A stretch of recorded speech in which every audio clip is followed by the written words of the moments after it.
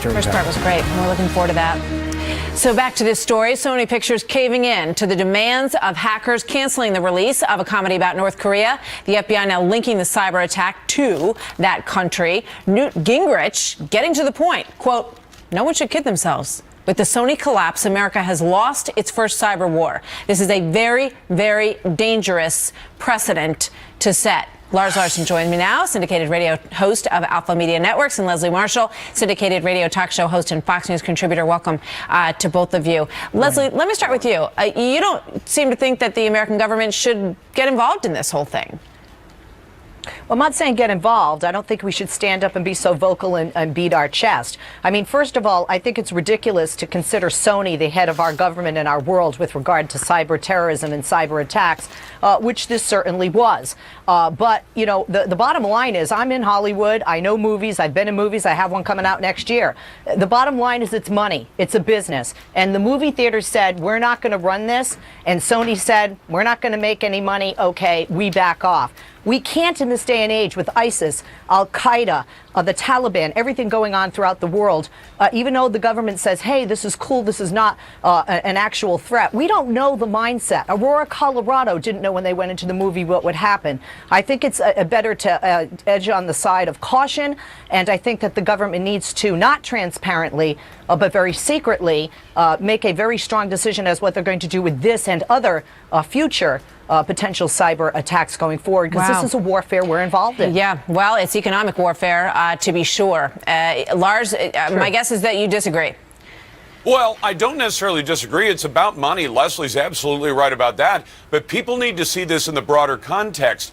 Intellectual property is 1/3 of America's GDP. That's $5 trillion a year. That means every kind of intellectual property, from movies to the design of Boeing's latest jetliner. And this is an attack on the intellectual property that makes up 1/3 of what America produces every year. And the American government has a job to provide national security. And that's not just bombs and bullets. In this case, it may be hitting back through cyber warfare against companies or countries or individuals that would wage war on America's economy. And this time it's a movie. And as I understand it, this morning we're hearing that a second movie, Pyongyang, has now been canceled in production because we're bowing to the North Koreans. Yeah. That's crazy. You know, what strikes me in what you said, Leslie, is, you know, there are all these frightening groups out there, and we just don't know what they're capable of, so we better just accede to their demands. I mean, is that... No. That's not what I'm saying. But that's what happened. No, that's not what I'm saying. But you know what? You know, the First Amendment does not say that we're allowed to yell fire in a crowded theater. First. Second, Sony originally wanted the actual name of the North Korean leader pulled from this movie, and I think that would have been the more responsible route, not just by the creators, but by Sony as well. And additionally, I mean, because look at what happened with Borat with Sacha Baron Cohen. Nothing, because it was what it was. It was a comedy. It was fictitious.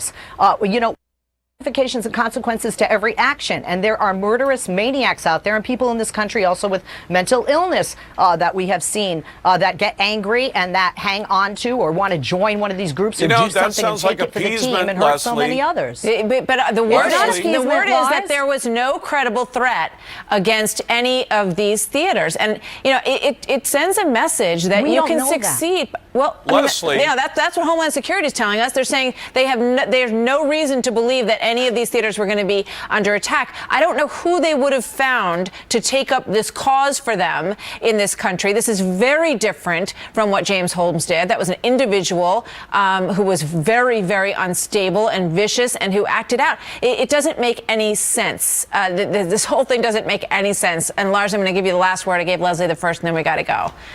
I think Leslie is talking about appeasement. If she'd been around during World War II, she probably would have told Charlie Chaplin not to make a movie parodying Adolf Hitler or to take Hitler's name out and use some other generic name for a German leader. I think it's about freedom of expression, even if it's a lousy movie, which I hear it is, according to the reviews. That's what we're talking about here. So we'll see where this goes. Thank you very much, Leslie. Thank you, Lars. Merry Christmas. Good to see you both. You too. Could be a big clunker, eh? That's what they say. Maybe it's a rental. Bad movie.